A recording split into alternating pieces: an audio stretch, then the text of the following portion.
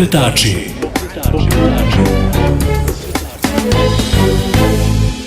Evo, nakon nebrojeno određenih emisija moram priznati da po prvi put ja imam malu tremu zbog današnje emisije. A zašto? Zato što je moj sugovornik i dragi gost u današnjoj emisiji Nikola Radmirović.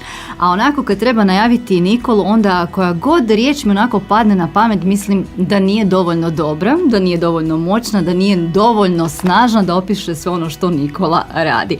Evo, jednom riječju ja volim reći da je Nikola genijalac. Pa evo Nikola, dobar dan, dobro nam došao. Dobar dan, hvala što ste me opet pozvali. Pozdravljam vas sve i slušatelje, pogotovo. Prošlo je već jedno određeno vrijeme kad sam bio prisutan kod vas. Sad su se stvari opet malo promijenile, na bolje, nadam se, i čini mi se da je to jedan novi početak. Pa dosta godina je već prošlo od kad smo onako snimili prvu emisiju, pa smo nekako onako nastojali predstaviti nekakve zanimljive projekte koji bi mogli potaknuti turistički razvoj našeg kraja. A povod za ovu današnju emisiju je jedna izložba, zapravo najveća izložba inovacija u jugoistočnoj Europi koja je nedavno održana u Osijeku i evo vaši projekti su tamo nagrađeni. Da, interesantno, ja sam tamo došao kao outsider. Slučajno sam se ja tamo pojavio, doduše postoji proces kako se mora prijaviti, da li to oni odobre, ne odobre, ali mi je došla ideja da predstavim taj svoj nekakav rad baš tu, kod nas u Osijeku, i s obzirom da je to najveća izložba inovacija u Europi ove godine, s više od tih 500 sudionika je bilo, s više i od 15 država sudionica, i tako sam se ja tamo pojavio, puno njih je organizirano dolazilo, imali svoje maltene klubove inovacija i to. Ja sam došao sam sa svojim štandićem, sa svojim projektom i eto, nisam baš očekivao među tolikom konkurencijom da ću osvojiti i zlatnu nagradu i plaketu za najbolju inovaciju u turizmu. Da, evo, još ću jednom ponoviti da našim slušateljima to onako uđe u uho. 500 sudionika, 15 država. Evo, Nikola Radmirović, umjetnik iz naše Požege, osvojio zlatnu medalju za suvenir cijele Hrvatske i priznanje najbolja inovacija u turizmu suvenir Hrvatske, srce kockica.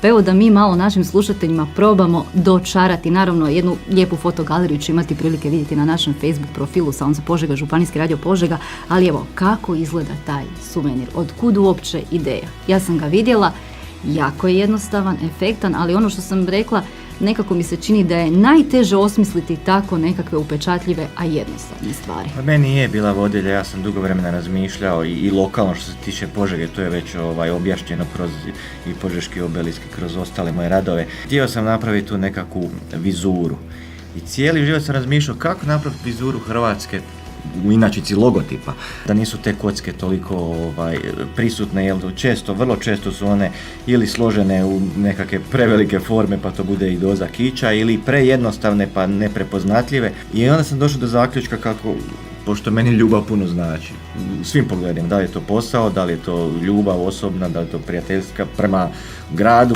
inače ljubav je pokretač svega. I onda sam razmišljao šta da radim sa tom kockom kad je već crvena, i naravno boja ljubavi je crvena, boja srca je crvena. I onda sam uzeo nekakvu formu da pokušam napraviti srce od nje. I jednostavno se to sve nadovezalo, to bude jedno kockasto srce i tako. To je tako došlo, vrlo jednostavno. Žiri je tamo rekao da odneo sam pobjedu iz razloga jednostavnost. To je tako jedno kockasto srce, ali mi imamo licitarsko srce koje je ono klasično oblo srce. Ovo je malo drugačije, evo, Hrvatska ima kockasto srce. I primjena toga je zapravo velika i to je jedan suvenir koji može pokriti evo cijelu lijepu našu, ali ja sam rekla da može pokriti i puno šire. Ljubav kao temelj svega, vi ste tamo onako napisali Hrvatska Požega, ali jednostavno ti natpisi se mogu mijenjati ovisno o teritoriju. Pa da, napravi se to da zapravo svaki grad, svaka županija može to primijeniti u svojoj turističkoj zajednici ili kao suvenir. Jer sam taj logotip je interesantan, ali uvijek mi je bilo dosadno logotip. Kao logotip on stoji na nekakvim promotivnim materijalima. Htio sam nekakav opipljivi materijal da to bude, da se to osjeti u ruci, a da opet ne bude klasični suvenir koji skuplja negdje prašinu i tako stoji kao suvenir. I nije plastičan, već drvo, a i drvo je tradicija zapravo, evo, naše Slavonije. Ovaj konkretno moj prototip je napravljen od slavonskog hrasta, to ja i sugeriram zašto ne da se pravi od tog materijala. On može biti i od bračkog kamena, i od stakla, i od metala, zapravo što se tiče proizvodnje, keramike možda reći. Na vašoj Facebook stranici već su ti prototipi i na majicama, tako da evo, turističkim djelatnicima ste već dali cijelu paletu kako mogu iskoristiti ovaj vaš proizvod. Ja sam sklon toga, ja kad pripremim neka ideja kad dođe, onda ja kompletno to sve složim, pripremim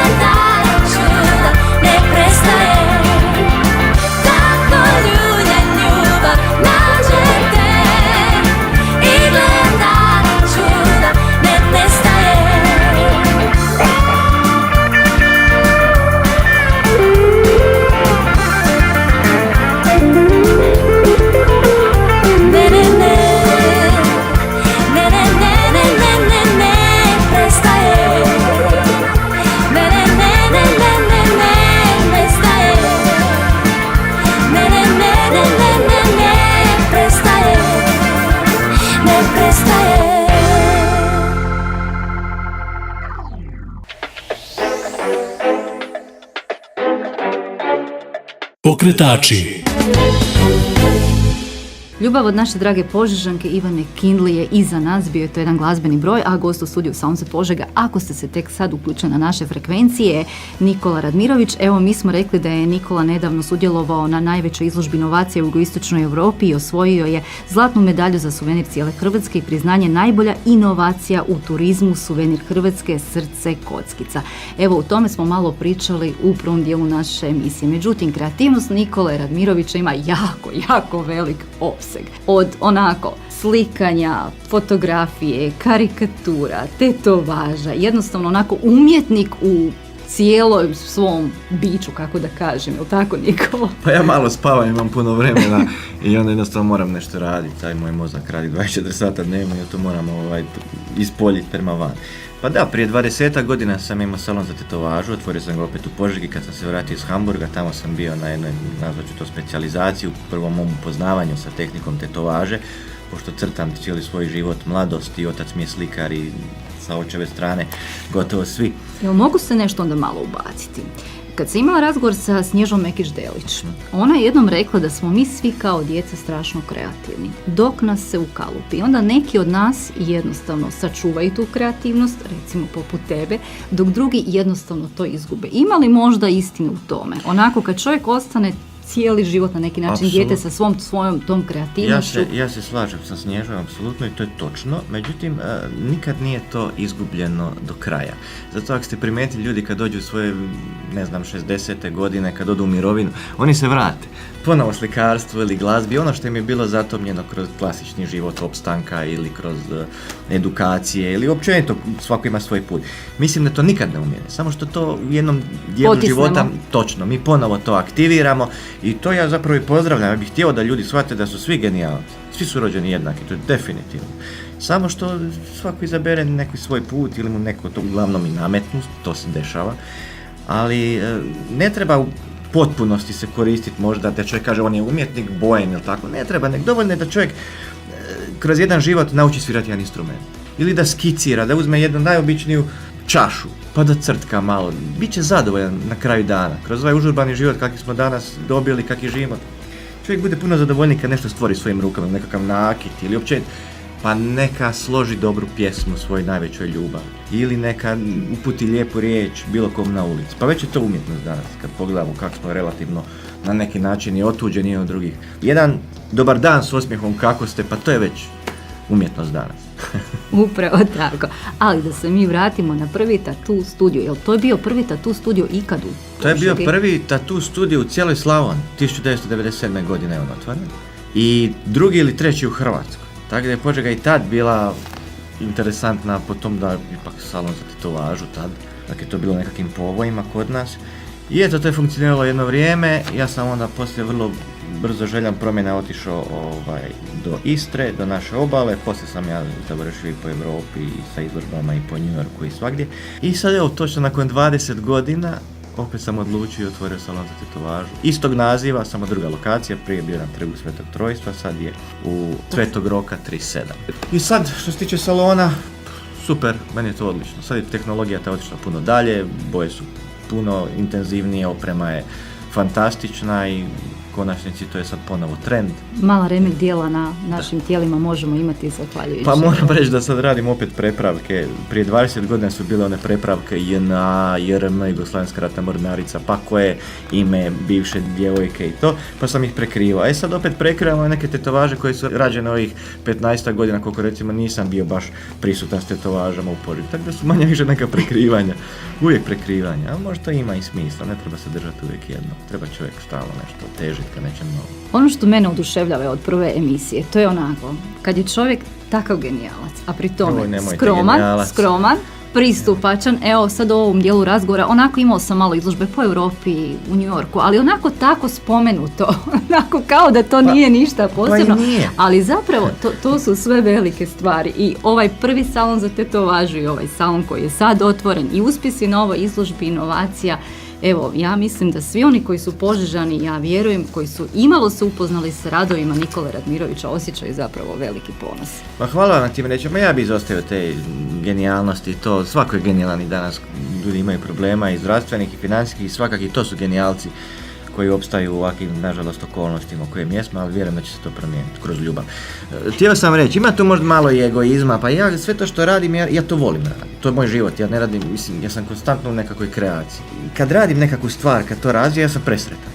Kad ja to završim, kad je to gotovo, to je za mene, neću reći da je mrtvo, ali to je gotovo. Taj jedan proces je završen, sad dalje on ima neki svoj život, da li je to slika na zidu, da li je to tetovaža, da li je to ovaj suvenir, on ima neki svoj život koji živi sam. I sad, naravno, ja svaki taj projekat ili ideju kad završim, ja idem dalje.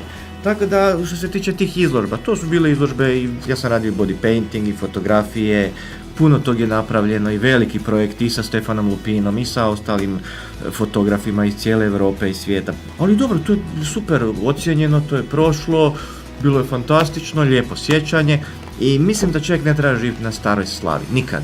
Jer to je kočnica jedna velika i za njega i za kreativnost i ne treba se uljuljkati. To je bilo je svašta, bit će opet, idemo opet. I eto, Požega će opet biti interesantna, atraktivna. Krenut ćemo malo opet. Požega uvijek bila rasadnik i umjetnosti, kulture, i književnosti, i roka, i glazbe, i panka, i da vam ne nabrajam, sve znate. Ali problem kod Požege je što na te nekakve svoje ljude koji su stvarno doprinijeli da se čuje za ovaj kraj, Požani nekako onako ne odnose se prema njima sa dovoljno ljubavi ili ih zaboravljaju. Jer svjedoci smo da postoje brojni pisci, da postoje brojni slikari. Jednostavno nismo čuli za njih jer jednostavno su zaboravljeni. Zato ja volim ovakve emisije, volim ovo prebiranje po uspomenama. Nikad ne znamo koja mlada osoba ili starija osoba nas čuje, sluša, pa će ova priča inspirirati. Da možda i ona se pokrene, da možda jednostavno cijeni svoju kreativnost, da jednostavno izađe iz nekakvih kalupa. Imala sam razgovore, ne znam, evo banalni primjer s Udrugom zavičajnih pisaca i slikara Matko Pejić, gdje jedna učiteljica kaže nisam pisala 30 godina jer je moja učiteljica meni rekla u osnovnoj školi da ja ne pišem dobro. I cijeli život je u sebi žena držala taj grč u sebi dok nije ona postala učiteljica, dok nije shvatila da ta njezina učiteljica nije bila dobra učiteljica. Tako da trebamo pričati ove dobre priče, pozitivne priče, širiti ljubav zapravo. Pa gledajte, pa to vam je, Gandhi je to spomenuo, kaže prvo vas na neki način ignorira i onda vas ismijavaju, onda se kaže bore protiv vas i onda na kraju pobjedite. Pa tak bi ja rekao i sa kreacijom. Svaka kreacija, svaka ideja ima taj nekakav svoj put, da je ignorirana, pa je onda ismijana, onda je na kraju prihvati i kažu pa naravno, pa to je to, pa to tak treba biti. Zašto ja to spominjem? Spominjem i kod ljudi. Ako neko se s nečim bavi, i ako dođe neki Pero, Ivo, da ne izmišljam imena, i kaže ti joj to ti ne valja. On to gleda sa svog aspekta. Ja kažem da se čovjek uopće ne bi trebao ustručavati i ako dobije negativnu kritiku, raditi istu stvar ponovo, zato što će usavršiti. Ne zbog kritike, već zbog toga što će kroz taj daljnji rad mora, to je neminovno da čovjek kroz rad dođe do nekakvog savršenstva. I zato ja sve ljude na neki način pokušavam ohrabriti, kad mi dođe kažu joj blago tebi, ti znaš ovo, ti znaš ono. Ne znam ja to, nikad ništa nisam znao, ja sam kroz 25 godina stvarao, radio i učio se na greškama, to je sve hrpa grešaka. Hrpa nezadovoljstva, ne znam, nija frustracija, pa se ujutro se probudiš, ne odustaneš, pa kažeš, pogled, pa nije to tako loše kad bi sam malo promijenio. Takav odnos je dobar i prema prijateljstvu, i prema ljubavi, i prema domovini. Pa što sad, danas je malo loše, ok, ajmo uzeti malo boljeg. Od sutra, od prekjučer ćemo uzeti negativnosti, pa ćemo vidjeti. Ljudi odustaju prebrzo, u svemu. Ja gledam i današnja mladež, joj, nešto ima ne valja, crta Irska, crta Austrija, oni sam nestaju. I kažem, čekajte ljudi, pa dajte samo malo da stanemo, ne treba bijeg, nikad nije bio rješenje. Tako da malo smo sad došli široko, ali htio sam reći da ohrabrujem sve ljude koji imaju bilo kakvu ideju, koji imaju talenat, ohrabrujem da budu hrabri, jaki i da se drže toga da će u konačnici uvijek biti zadovoljni. Ne mora to društvo nužno prepoznati, ali bit će oni zadovoljni. Idemo mi na jedan put ka sreći, uz Gorana Bareta i majke.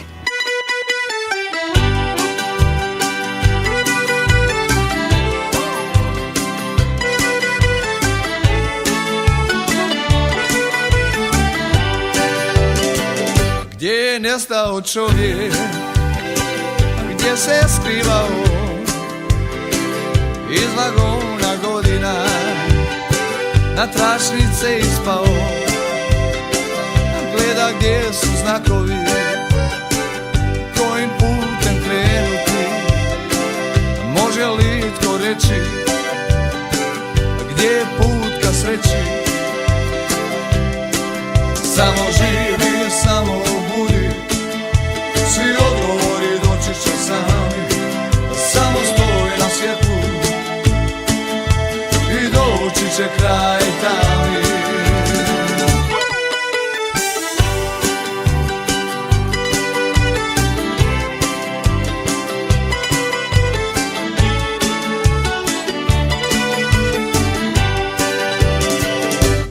da je to istina, kad s druge strane je laž.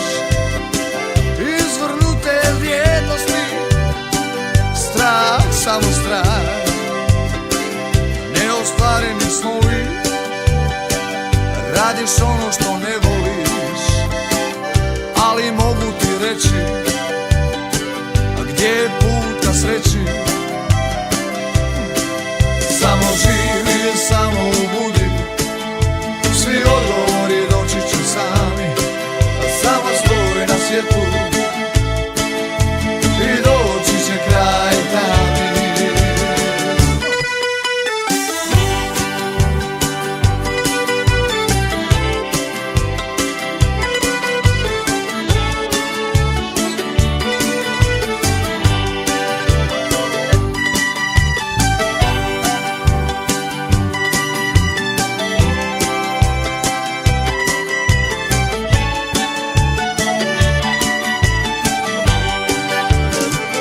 Kako dugo će postojati, kako dugo će nestajati želje, potrebe, osjećaji, a koji koče i pokreću tebe, mene, svo to vrijeme, srca tvrda ko kamenje. Da, mogu ti reći, pokazat put ka sreći. Samo živi, samo budi, svi odgovori doći će sami, a samo stoj na svijetu i doći će kraj tami.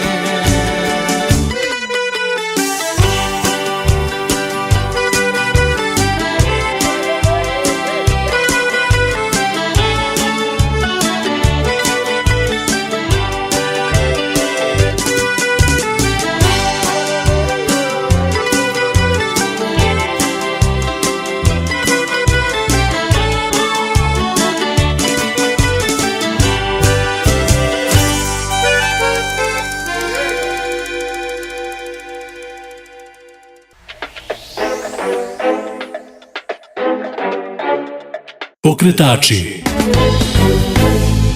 Nažalost, naše vrijeme ovako brzo je isteklo. Jedna emisija je jednostavno nedovoljna da mi opišemo bogat opus svega onoga što radi Nikola Radmirović, pa ćemo se mi za ovu emisiju vratiti na početak naše priče. Dakle, vratit ćemo se na suvenir za kojeg je Nikola dobio nagradu. Pa evo, Nikola, puno toga je zapravo napravljeno u tvom dosadašnjem radu gdje se iskazuje ljubav prema Požegi. Pa evo, da se vratimo na tu našu Požegu, jednostavno trebamo ju nekako prezentirati svijetu.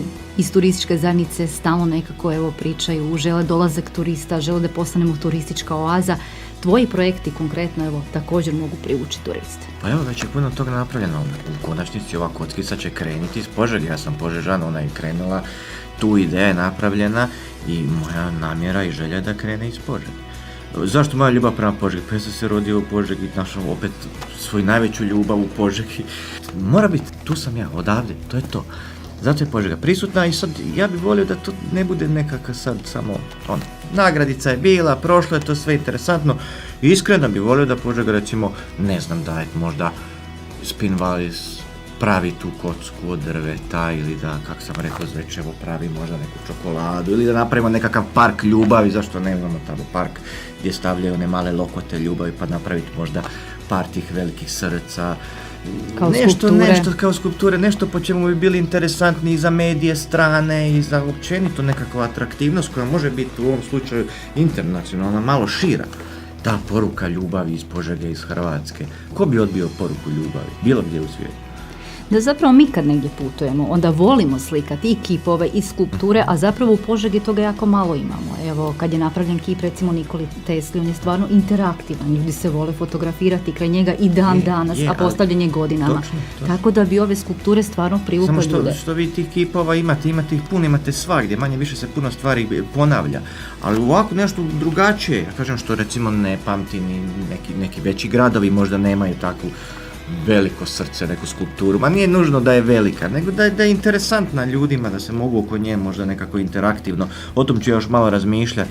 Zašto ne nekakav park ljubavi u Požegi? Odakle krenula kockica? Zašto ne bilo? Možda će tu više parova se upoznati, pa će možda natalitet malo porasti, to možda će biti efekta. Ne kažem je da trebaju voditi ljubav kraj tih kockica u parku, ali zašto ne, ljubav je dosta stimulativna. Evo u Pakracu postoje ona mjesta za ljubljenje, baš su tako nazvali, turističke nekakve atrakcije, pa poljubite se, pošaljite sliku u svijet, zašto se ne bi netko poljubio ispred Požeškog srca i poslao sliku možemo u svijet. napraviti nekakav fotoosjetljivi senzor kad se čovjek tamo poljubi, čovjek i žena ili žena i muškarac, ili žena i žena danas je atraktivno, ili muškarac ili muškarac, da se našalim. Kad se poljube, onda možda ne bude nekakva kamera koja će odmah uslikati taj poljubac i dići gore na nekakav portal ljubavi. Evo, sad mi se rodila ideja, iskreno, nisam to, zašto ne? Velika kocka, ljubavna i ko god se poljubi kraj nje, ima to ovjekovječeno. Evo, mi smo i ne može obrisati nikad, tako da ne može baš često mijenjati partnera. Evo, mi smo od srca već uredili park i evo, pomogli smo demografskom razvoju Hrvatske, a jednostavno smo i propagirali Požegu. Evo, samo s jednim razgovorom, to je ono što smo rekli. Ovo srce je zapravo temelj svega i to je priča koja se može razvijati u nebrojeno smjerova, pa se ja stvarno nadam da će ta priča doći na plodno tlo u našoj Požegi i evo da će se ta ideja stvarno realizirati. Evo, ja vas volim sve i šaljem vam srce, svima, slušateljima pogotovo. Nikola, hvala. Hvala vam.